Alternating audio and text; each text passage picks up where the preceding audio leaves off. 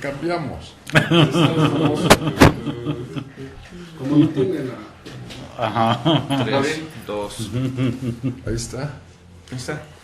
Muy buenos días, están en la señal internacional de sabersinfin.com en el programa Ecléctica, nuevamente con nuestros respectivos cascos, ¿no? Que modelaremos para el gusto de todos ustedes. A ver. El experto. Sí, por supuesto. Muy buenos días, vamos a empezar por el principio. Marco nos modela, mi amigo Marco Antonio, nos modela el liner de un casco americano modelo 1. Esta es una pieza está hecha en baquelita. Nuestro amigo Ricardo Pico está posando un casco danés modelo 23. Este es uno de los cascos más raros y más difíciles de conseguir. Gabriel, y de usar aparte. Gabriel nos está modelando un casco de tanquista francés, modelo 58, también está hecho de baquelitas para tripulantes de tanques. Y Alejandro está usando la concha de un casco americano modelo 1, es la segunda parte de la pieza que tiene Marco Antonio. Su servidor tiene el casco español modelo 21, que es se evoluciona para hacer el Trubia, el famoso Trubia español modelo 26 que se usó durante la Guerra Civil Española. Muy bien, y estábamos platicando de que todos somos guerra, ¿no? Hablando en términos de seres humanos, el fútbol es una guerra, hay guerra de precios entre las tiendas, hay guerras de muchos tipos, y de alguna forma tenemos impresos en nuestros genes precisamente esos aspectos bélicos que van adquiriendo aspectos muy sutiles y que no percibimos como tal. Ahora, la vez pasada habíamos quedado en que íbamos a platicar de la logística que se había establecido para el estallamiento de las dos bombas atómicas, ¿no? Pero también platicaban ustedes de las bombas, ¿no? Hablando de las bombas alemanas, ¿no? La B1 y la B2. Sí, bueno, muy buenos días. Esto tiene eco, por cierto.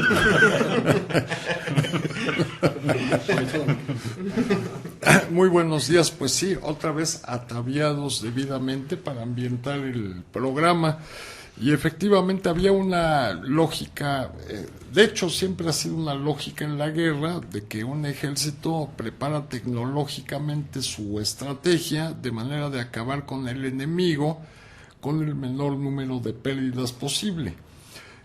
¿Qué mejor opción en este sentido que la guerra a distancia? Ya no enfrentarse cuerpo a cuerpo, sino intentar enviar armamento que no pueda ser detenido fácilmente y que además tenga un gran poder destructivo. Entonces, bueno, los europeos asilados en Estados Unidos, como la capacidad de Estados Unidos económica e industrial, desarrollaron las dos bombas que estallaron en Hiroshima y Nagasaki.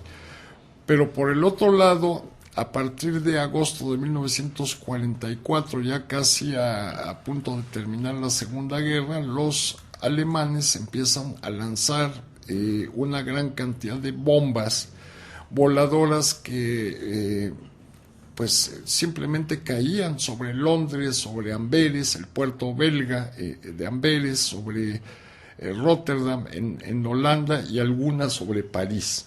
En total fueron lanzadas bombas B1 algo así como 1.600 y tantas, ¿no? La B1 que tenía una tecnología realmente muy muy interesante, que fue el primer motor funcional de retropropulsión, en realidad. Y luego un desarrollo mucho más elaborado que fueron las bombas B1, desarrolladas esencialmente por von Braun y el ingeniero Dorenberg, que era un ingeniero militar muy importante y que las lanzaban desde Peenemünde, en el norte de Alemania, en el mar Báltico. Las primeras bombas, las B1, tenían un alcance muy limitado de cerca de 180 kilómetros más o menos, entonces tenían que acercarse en la costa francesa básicamente para que tuvieran cierta efectividad sobre Londres. Esta primera bomba, la famosa B1, tenía un peso de un poquito menos de 2 toneladas, pero llevaba llevaba 1 tonelada de explosivos promedio. tenía una velocidad aproximada de unos 480 kilómetros por hora, de manera que al principio que causó sorpresa, no sabían exactamente cómo actuar los ingleses con ella, pero tenían de su lado el radar, que también fue otra adquisición de la Segunda Guerra Mundial. Entonces los ingleses detectaban con mucha precisión cuando las bombas ya venían cruzando el Canal de la Mancha, y los Spitfire, un avión maravilloso de la Segunda Guerra, empezaron a alcanzar estas bombas y a derribarlas, porque eran de hecho muy frágiles. Pero las B-2, que es Verlechtenswaffe 2 SBY, quiero decir, que quiere decir arma de represalia 2. Estas no podían ser detenidas por nada porque alcanzaban velocidades supersónicas y tenían un alcance de alrededor, promedio de unos 300 kilómetros de alcance, o un poco más. Y entonces aquí sí no había manera de detenerlas. De hecho, los ingleses se dan cuenta de que los aliados, más bien por un experimento fallido de un cohete que caía en Suecia, y entonces los servicios secretos empiezan a averiguar de qué está pasando aquí, y entonces bombardean Peenemünde en agosto también del 44 y casi acaban con el proyecto. Pero ocurre uno de los hechos más negros de la guerra, porque los alemanes se van a las montañas Harz y ahí desarrollan la famosa Mittelwerk, que es una fábrica que trabaja con puros esclavos franceses, alguno que otro ingeniero ruso capturado, cosas así, los ponen a trabajar aquí en las bombas. Y ya tenía un desarrollo realmente muy importante, porque ya eran bombas o cohetes más bien movidos por combustibles líquidos, y tenían una capacidad aerodinámica verdaderamente trascendental. Es decir, ya tenían el principio de lo que ahora conocemos como los cohetes modernos. Llevaba poco menos de 1 tonelada de masa de explosivos, pero no había defensa. Aunque el radar la detectara, no había manera de detenerla ni de nada, no, simplemente se oía el silbido y caía. Sí, de hecho, en el caso de las B-1 se podía emitir la alerta.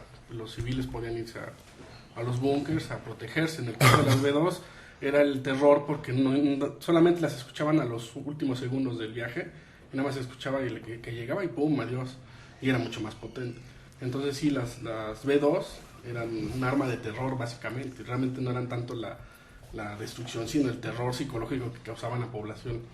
Sí, y por cierto que el desarrollo de las bombas, el principio Schmidt, que es la que mueve a la B-1, el motor de turbo, pues no es turborreactor porque no lo es, era un simple motor de retropropulsión, que no sé por qué no se utiliza ahora en otras aplicaciones, porque es un principio realmente fascinante, el principio del motor de la B-1.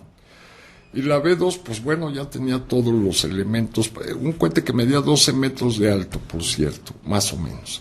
Y entonces ya tenía un sistema de válvulas y de ingeniería tal que ya permitía incluso pensar en vuelos más altos. De hecho, fue el primer objeto que alcanzó más de la velocidad del sonido, el primer objeto hecho por el hombre que rompió la barrera del sonido.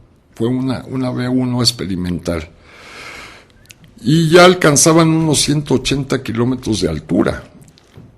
Entonces eran muy, muy aptas para investigaciones de la alta atmósfera. Claro que en tiempos de guerra, como dijo von Braun alguna vez, el cohete fue un éxito, pero aterriza en el lugar equivocado. Es decir, aterrizaba sobre Amberes, famosa la Navidad del 44, cuando en un cine en el puerto, era un día franco para la mayoría de los marinos, se van al cine, a la matiné, y directamente cae una B-2 sobre el cine y mata a una gran cantidad. ¿En Amberes? En Amberes, sí, okay. sí. Pero ¿por qué Amberes? Amberes era un puerto estratégico en donde todo el mundo suponía que por ahí iban a desembarcar los aliados. Entonces los alemanes tenían necesariamente que inhabilitar el puerto para evitar precisamente la llegada de los aliados a ese lugar. De otra manera no tendría explicación lógica de por qué. Igual Rotterdam, aunque fue mucho menos bombardeado Rotterdam que Amberes, ¿no? ¿Se tiene calculado el número de víctimas por estas armas secretas? Sí hay una evaluación que nos habla de entre todo Holanda, Francia, Bélgica, Londres, de cerca de 16,000 personas.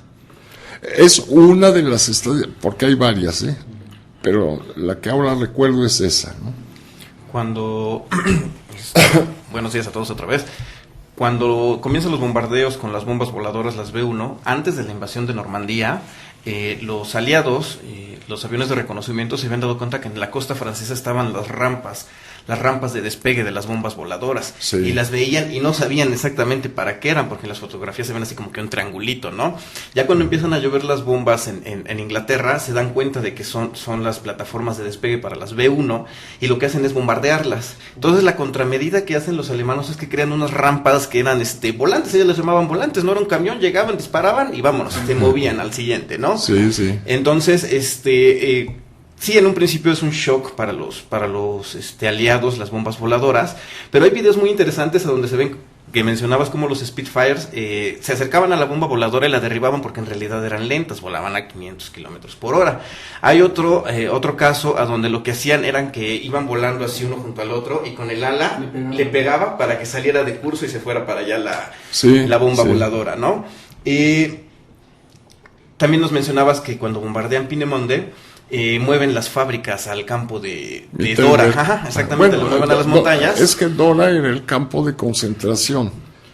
Y Mittelberg son los túneles que hacen en las montañas Harz y se nutren de los prisioneros de Dora, exactamente, para Así que es. Trabajen ahí, ¿no? El campo de trabajo de Dora.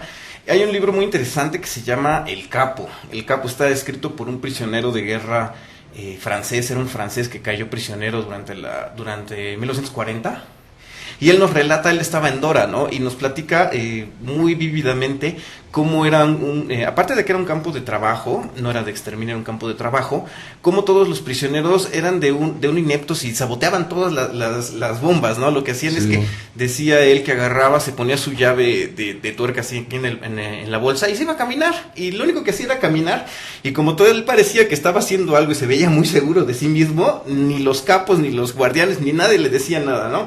Entonces iba, se metía a los fuselajes donde estaban las bombas y le decía a otros, ¿sabes qué? No me eches agua, así que se dormía, ¿no?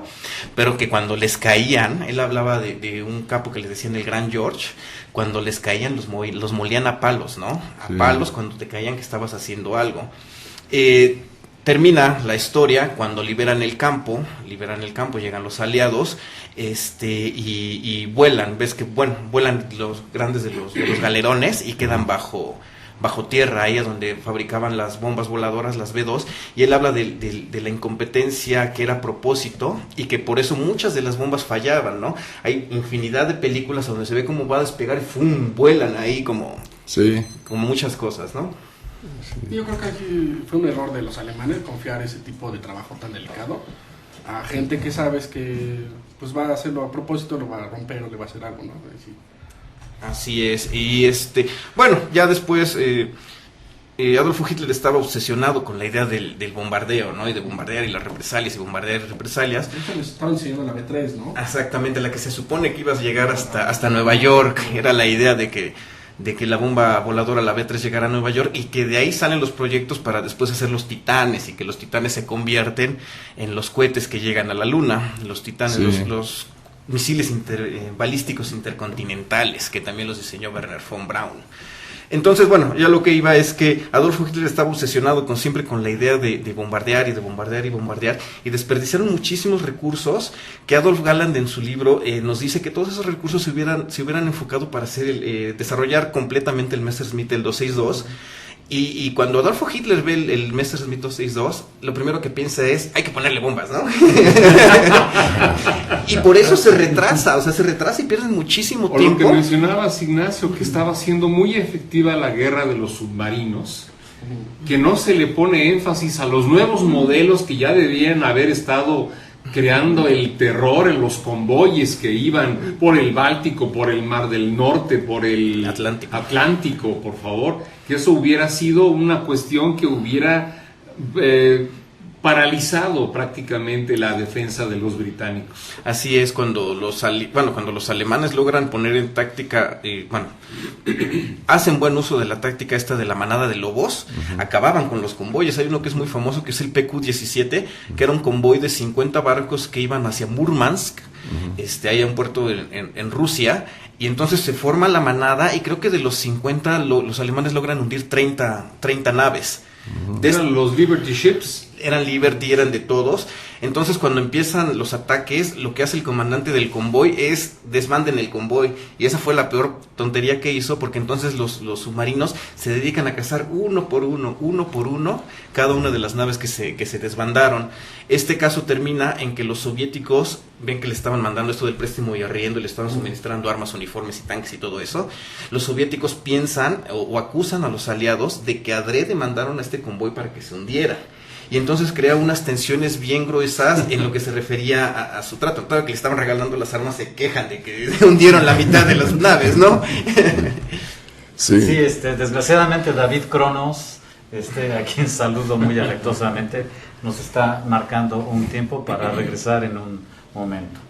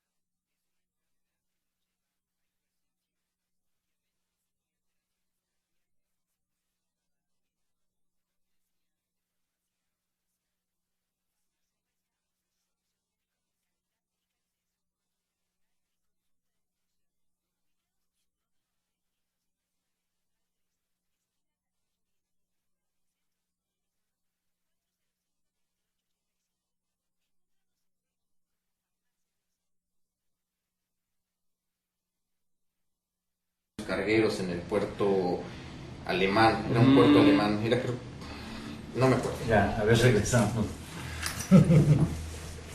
A sus puestos de Están combate. en la señal internacional de sabersinfin.com y como bien lo dice Ricardo, A sus puestos de combate. ¿cuáles pudieron haber sido los errores más graves de Alemania hablando en términos bélicos? Muchos. Pero, La invasión de la trascendentes. Unión Soviética fue uno de ellos. Ayudar a los italianos en Grecia y en Etiopía el norte africano fue, en mi opinión, otro. No consolidaron lo que habían hecho ya en Europa Occidental. Y además hubo una gran cantidad por ejemplo, las bombas B1 y B2. Si Hitler, como dice Ignacio, no hubiera detenido esto, confiando en la Luftwaffe y en la Wehrmacht como el arma convencional capaz de dominar a los aliados, ya tenían a Francia, ya tenían a Holanda, a Dinamarca, tenían un tratado más o menos decente con Suecia y con Noruega. Pues militarmente hablando era consolidar el asunto, pero se van contra la Unión Soviética pensando que la cosa iba a ser mucho más fácil de lo que cualquiera pensaba. Se topan con Stalingrado, se topan con que no pueden tomar Leningrado y tampoco Moscú. y entonces empiezan a distraer fuerzas y recursos hasta que pues ya no pueden avanzar más, ¿no? ¿O no? Bueno, antes de Barbarossa, que fue la invasión a Rusia, Sí. la no invasión a Inglaterra, la operación León Marino, eso también, si ellos hubieran invadido Inglaterra, no hubieran tenido forma de detenerlos y hubieran tenido toda Europa para ellos. Y en cambio Inglaterra, Estados Unidos la utiliza como plataforma Sí. cuando es el contrato. De hecho, de Inglaterra sale todo, lo del día D y demás, ¿no? Sí. Sí, les hubiera costado más trabajo. Bueno, voy a hacer comercial, ¿eh? En el sitio web de Gunther Print Militar hay un artículo que se llama Los 10 errores más grandes de Alemania que le hicieron perder la guerra. Ahí se menciona que el error más grande, el número 1, fue declararle la guerra a los Estados Unidos cuando nadie los había invitado. Eso fue el peor error que cometió Hitler, porque el 7 de diciembre que los japoneses bombardean Pearl Harbor, Sí. el 8 de diciembre Roosevelt declara la guerra contra el imperio japonés. En ningún momento él menciona que quería declararle la guerra a las potencias del eje allá en Europa. Entonces lo que hace Hitler 2 días después, muy pronto, lo primero que hace es declararle la guerra a los Estados Unidos cuando nadie lo había llamado, ¿no? Sí. Entonces tú le declaras la guerra a un país que en este momento, bueno, que hasta la actualidad sigue siendo una de las potencias económicas más grandes del mundo, ¿no? Te mencionan que los americanos, cuando termina la guerra, los americanos habían fabricado creo que 50,000 aviones, mientras que los alemanes habían hecho 15,000.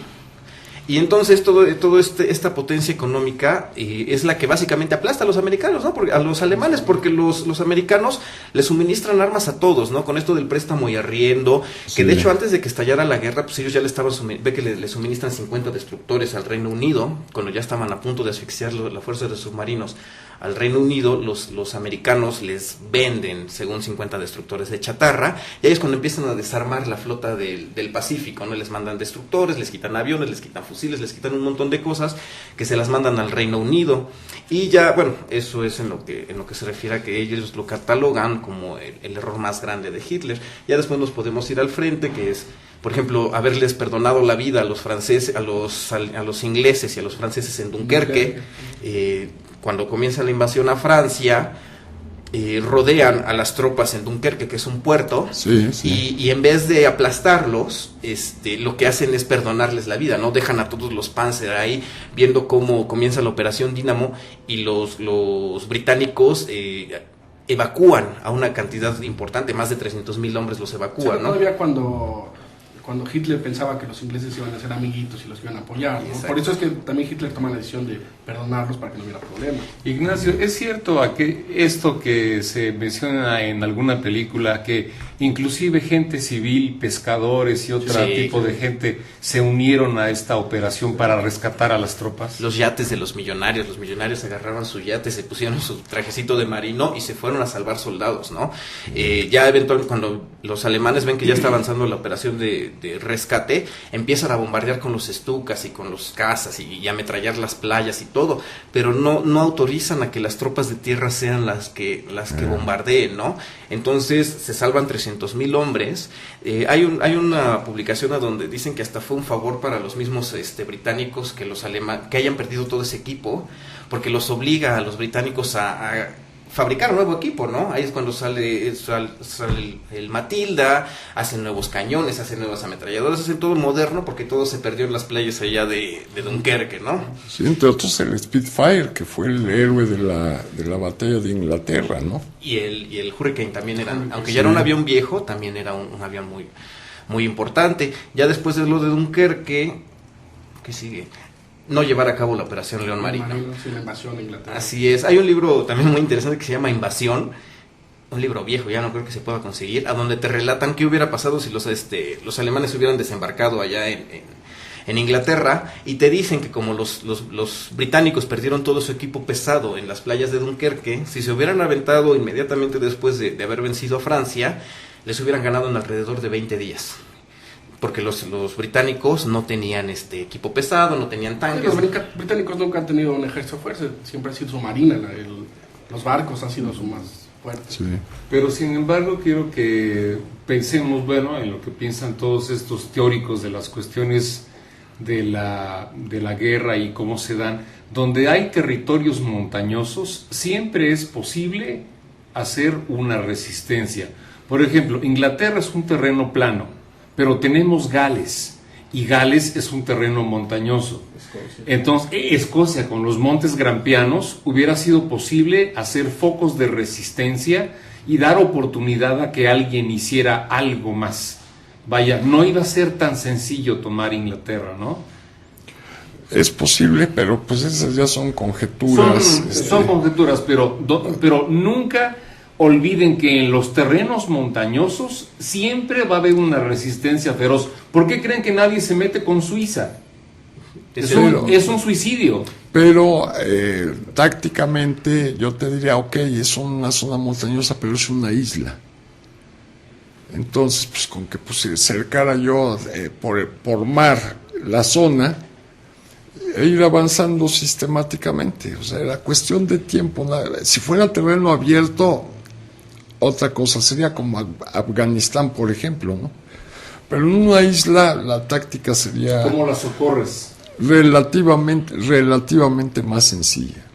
El famoso discurso de Churchill, ¿no? De pelearemos en las playas, pelearemos en las calles y todo eso. Yo creo, bueno, de hecho cuando lo que les comentaba de los destructores, los británicos ya estuvieron a 2 pasos de perder la guerra, no por perder la guerra, sino porque se estaban quedando sin qué comer, sin todos esos suministros que como isla ellos necesitan fervientemente. Y ya, bueno, avanzando en esto de Dunkerque, los alemanes no desembarcan, no llevan a cabo la operación León Marino, no derrotan a Inglaterra se queda zarandeada, pero sigue combatiendo, y entonces se le ocurre la brillante idea de vamos a invadir Rusia. Pierden un valioso mes cuando ven que Benito Mussolini estaba celoso de su amigo, que Mussolini en un principio siempre creyó que Hitler era así como que su alumno, ¿no? Era casi como que, mire, es mi chavo.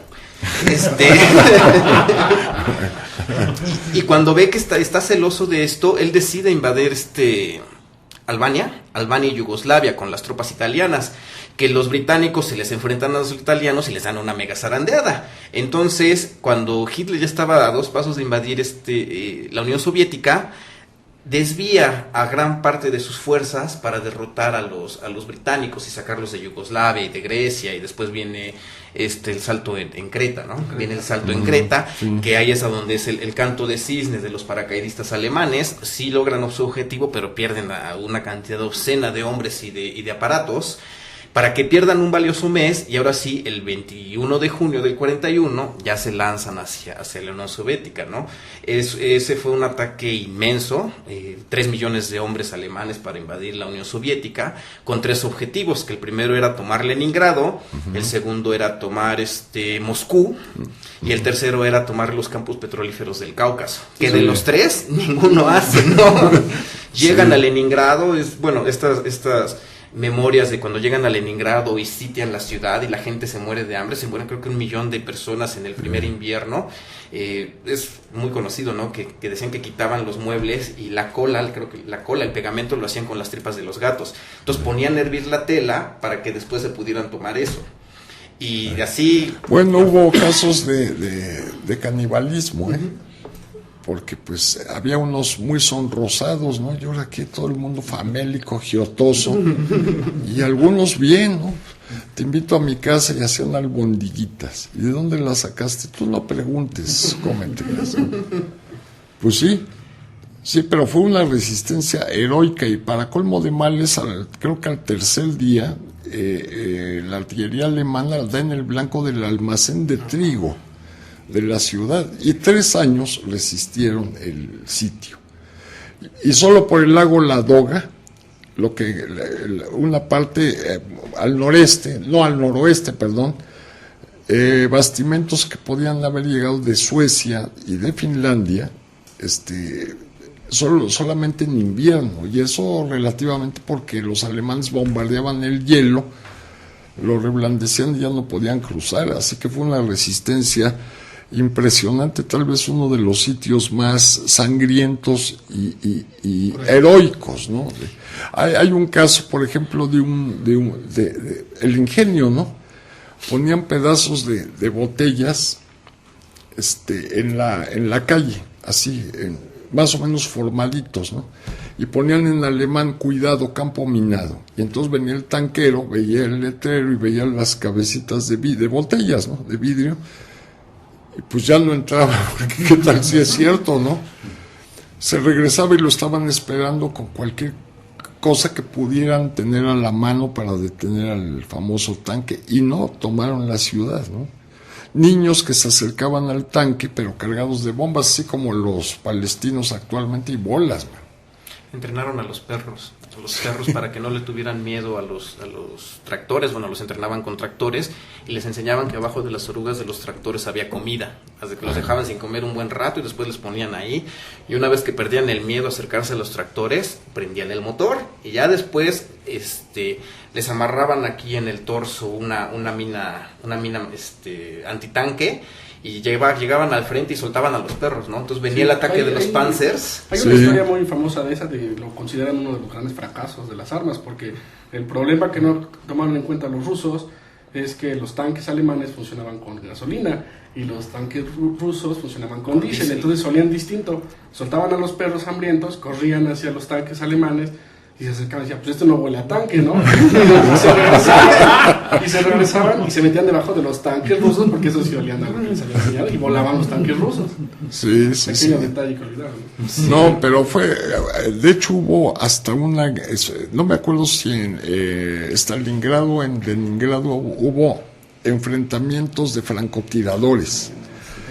Tan es así que los ejércitos regulares y la artillería paraban en ese momento y dejaban a los dos francotiradores. Fue terrible eso, ¿no? Hay una película, ¿no? Se llama Enemigo al acecho. Enemigo al acecho. Está basada en un hecho real. De Vasily Zaitsev, que bueno, en esa película te lo pintan que Vasily Zaitsev fue el más exitoso, pero el francotirador más exitoso de toda la historia era un finlandés. No me acuerdo, le decían la muerte blanca, tenía un nombre medio raro, que obviamente no sé cómo se dice, y él mató a 700 personas.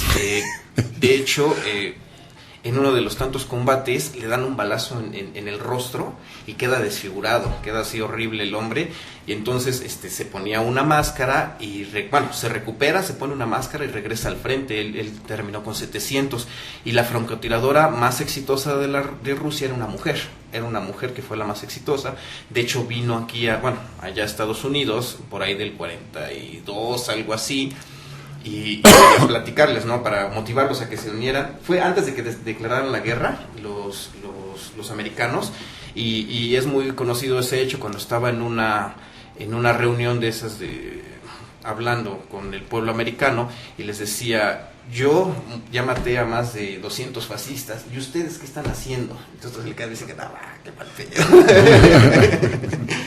De hecho, Vasily Zaitsev queda ciego, ¿no? Le explota una granada y termina su vida en ciego, cuidado por su esposa, que así como narra la película, la conoció en el sitio de Stalingrado, pero él queda ciego. Bueno, Stalingrado además es muy significativo porque ahí capturan a von Paulus, uno de los pocos acontecimientos en general de las guerras que capturan a un mariscal de campo, ¿no? Eso fue Hitler lo sube para que se suicidara. Exactamente, la idea no era tanto que lo capturaran, sino nunca un mariscal ha sido capturado por el enemigo, y el mensaje entre líneas era: o te suicidas o a ver qué haces. Sí, después de que cae prisionero Paulus, él forma la liga de los amigos de Alemania. Eran los amigos de Alemania, si mal no recuerdo, que eran los soldados alemanes que trabajaban para la Unión Soviética. Él se dedica a trabajar para los soviéticos, y obviamente cuando termine la guerra, pues él es vituperado por todos, ¿no? O sea, ¿cómo es posible que el señor mariscal de campo haya colaborado con las fuerzas soviéticas y no lo dejan regresar, irse a vivir a la parte occidental de Alemania? Entonces se tiene que quedar en la parte comunista de Alemania a vivir. Y de los 250,000 soldados que era del sexto ejército, nada más sobreviven como 6,000. 6,000 son los que regresan. Cuando cierran la bolsa en Stalingrado eran 250,000. Cuando caen se rinden el 1 de febrero del 43, sobraban 90,000, sí. Y de esos 90,000 solo 6,000 son los que regresan a Alemania al terminar la guerra. No, fue terrible esa batalla, también una resistencia heroica, y es cuando atrás de los Urales la Unión Soviética ya había montado todo un complejo industrial que les permite tener como al T-54, ¿no? El tanquesote monstruoso, creo, no sé si sea de esa época, pero ya hacen unos tanques, el 2, ya hacen unos tanques gigantes que, ¿cómo se llama la batalla esta donde se enfrentan los Panzer? La batalla más grande de tanques, la de Kursk. Y los rusos le ponen una santa madrina. Fue un error táctico también por parte de Hitler, porque en lugar de lanzar las fuerzas que tenían, no, vamos a esperarnos a que llegue el nuevo tanque. Al final llegó el nuevo tanque y no sirvió para nada. No sirvió nada, se quedaron en el camino. Quedaron en el camino. Y entonces, obviamente los rusos sabían que los alemanes iban a venir y les dieron 6 meses de ventaja, entonces construyeron defensas, pusieron minas y obstáculos.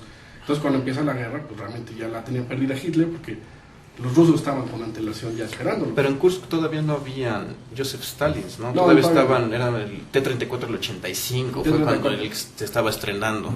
Sí, pero parece ser que incluso en blancos directos los rusos de ese momento eran superiores a los Panzer alemanes, que ya estaban de hecho, un poquito más la Operación viejitos, Barbarossa, los tanques ya los rusos tenían el T-34, que era superior a lo que tenían los alemanes.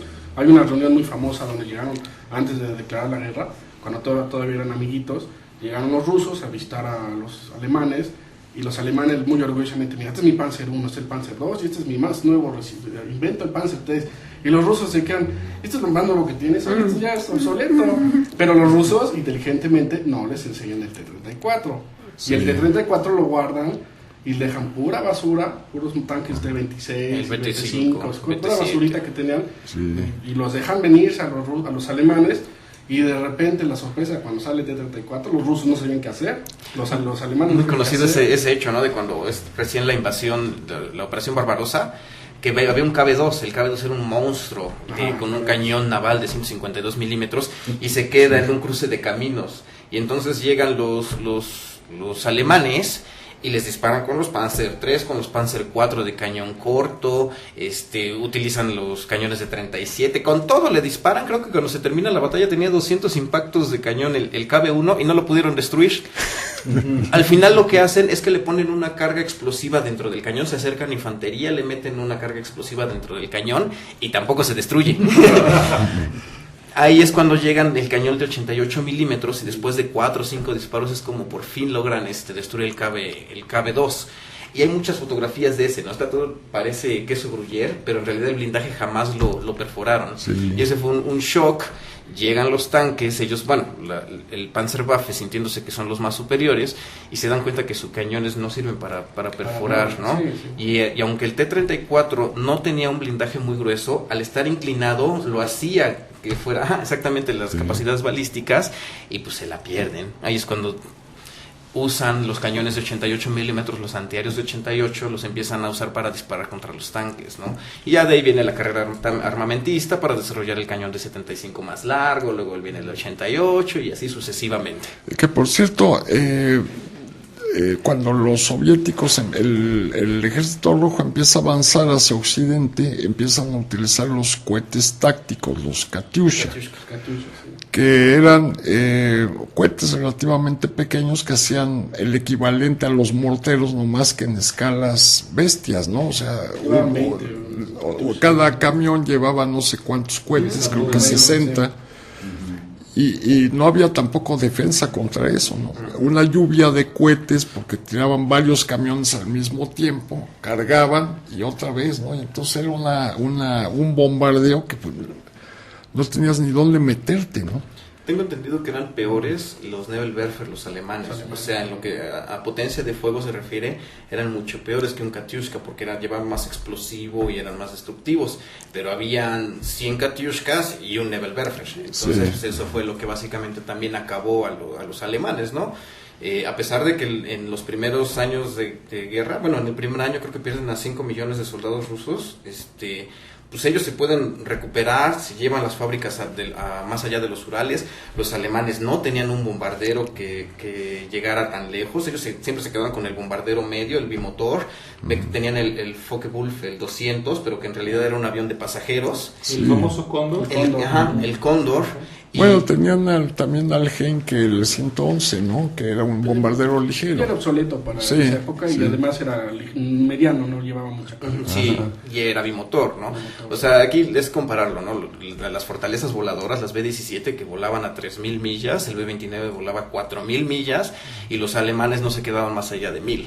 Sí. Entonces, los rusos se llevan sus fábricas más allá de los Urales y se la pierden, ¿no? En ese primer invierno decían, bueno, que es cuando los alemanes era cuando tenían que haber ganado, porque era cuando los rusos estaban moviendo las fábricas, pierden obviamente la capacidad de producción de municiones, de carros, de todo, y era cuando tenían que haber dado el empuje para ganar, pero como no lo hacen y les ganan y se llevan las fábricas, algo que los rusos fabrican sin que nadie les moleste.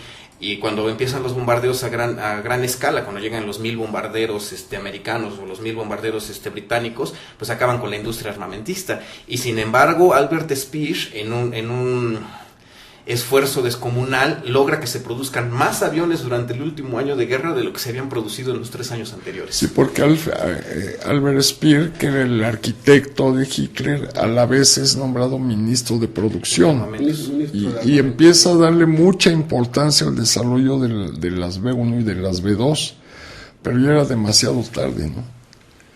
Ya no había manera de contrarrestar el masivo bombardeo de Hamburgo y a Bremenhaven y a todo esto que los aliados ya estaban llevando a cabo, y a Berlín, ¿no? Así los bombarderos. No ven que acaban Dresden, la gente no podía caminar en la calle durante este bombardeo, se les quemaban los zapatos porque eran bombas incendiarias, entonces la temperatura era tal que se quemaban los zapatos. Eran las tormentas de fuego, bueno, alguien que no sabía, ¿no? Eso de que era tanta la temperatura que se formaban como tornados, y que aparte de que eran los tornados, que se derretía el pavimento, decían que se veías como bajaban los ríos de pavimento, se consumía todo el oxígeno. Sí. Entonces cuando abrían los búnkers, cuando abrían los refugios antiaéreos, los habitantes, la gente estaba muerta, pero no estaban quemados, no estaban nada aplastados ni nada. Había sido tanta la intensidad del fuego que había consumido todo el oxígeno y de eso se habían muerto. Sí, que por cierto hay que decir algo interesante. Los primeros que empezaron los bombardeos contra blancos civiles fueron los ingleses. Churchill había mandado, sobre todo a Bremenhaven, los primeros bombardeos civiles. Por eso el arma de represalia 2, la Vergeltungswaffe 2, ¿no? El cohete B2, era eso, el arma de represalia 2. Nos bombardearon blancos civiles ustedes primero. Y eso fue porque un avión de reconocimiento, algo así, se perdió en la noche y se estrelló en Londres. Y entonces pensaron que los estaban atacando como blancos civiles, y Churchill manda En realidad el problema de la crueldad en la guerra se puede comparar perfectamente bien de unos y de otros, o más que unos escribieron la victoria y otros rumiaron la derrota, como siempre. La historia la escribe el vencedor, ¿no? Referente a lo de los bombardeos, habían 2 doctrinas de bombardeo dentro de los aliados. Los americanos, que llevaban el bombardeo diurno, ellos llevaban el bombardeo de precisión. Para ellos era muy importante llevar el mayor número de bombas en este objetivo. Entonces por eso todas las fortalezas voladoras apuntaban con la mira en orden y era arrojar el mayor número de bombas, ¿no? Y los británicos lo que hacían era el bombardeo de saturación. Ellos decían, aquí está la fábrica y a los lados viven todos los obreros que trabajan en la fábrica, pues vamos a volar todo este pedazo, ¿no? Entonces, como los británicos habían sufrido pérdidas enormes en los bombardeos diurnos, se pasan a los bombardeos nocturnos, que en realidad también les ponen una buena zarandiza los cazas nocturnos. Con esto de que decían que tocaban la música, los Messerschmitt 110 tenían su radar y los cañones no los tenían viendo hacia el frente, sino los ponían viendo hacia arriba. Entonces ellos se ponían abajo del bombardero y le disparaban y jamás se ponían en riesgo. ¿cómo se llamaba el nocturno? Búho. ¿Cuál? ¿Los Ajá, bombarderos? no, el de los casas del Messer 1110. Ay, no me acuerdo. Bueno, como sea, eran diferentes doctrinas. Obviamente también los americanos tienen muchas pérdidas en sus fortalezas voladoras después cuando llegan los Oye, pero 24 es que era Liberators. un porcentaje elevadísimo, elevadísimo. Era muy rara la tripulación que sobrevivía a 3 misiones consecutivas. Rarísima.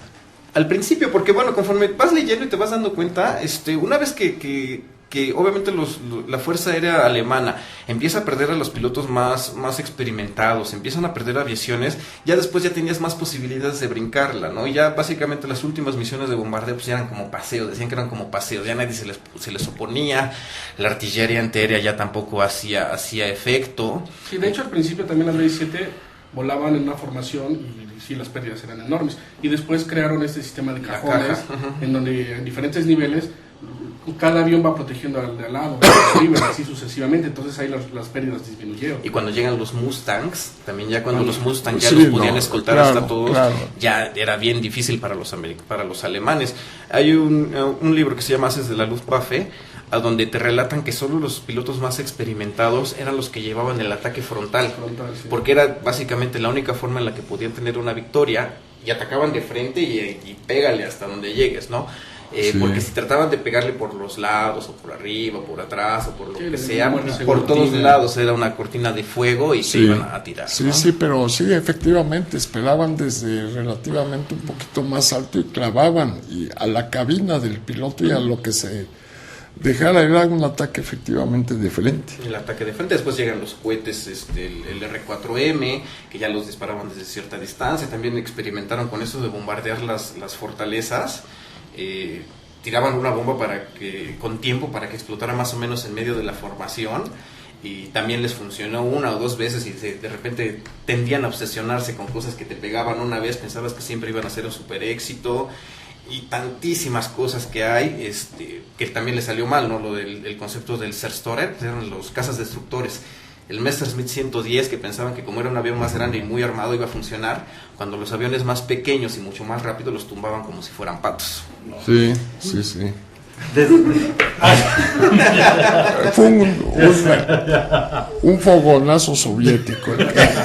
Desgraciadamente ya se nos acabó el tiempo. Está muy interesante la plática. Hay para muchísimo. ¿Cuántos en cuántos errores vamos? Como en el cuarto, No, entonces todavía nos falta mucho que comentar. La invitación para ustedes que desde que la próxima semana seguimos platicando sobre esto, que es muy interesante, y obviamente también la idea sería tratar de obtener una conclusión a la larga de todo esto para que a manera de ejemplo podamos enriquecer nuestro conocimiento del ser humano y nuestro conocimiento del mundo. Sí, para el próximo programa sí tenemos que poner en contexto estas cosas, porque si estamos hablando del interior de algunos aspectos de la Segunda Guerra, pero no podemos dejar fuera las motivaciones humanas para hacer estas cosas. ¿Sí? Entonces, para la otra, sí tenemos que poner en contexto esto, hablar de si la violencia es innata en los seres humanos o es adquirida. Es un debate interesante. Y luego explicar las razones de por qué naciones o bloques de naciones se enfrentan entre sí. De hecho, ¿por qué nos sorprendemos? Nosotros tenemos ahora una guerra. Que no la declaremos, que no esté clara, que en fin, que esté borrosa, pues sí, bueno, pero sí que hay una guerra es una guerra, ¿no? Muy bien, pues nos estamos viendo y escuchando la próxima semana en el programa Ecléctica. Gracias.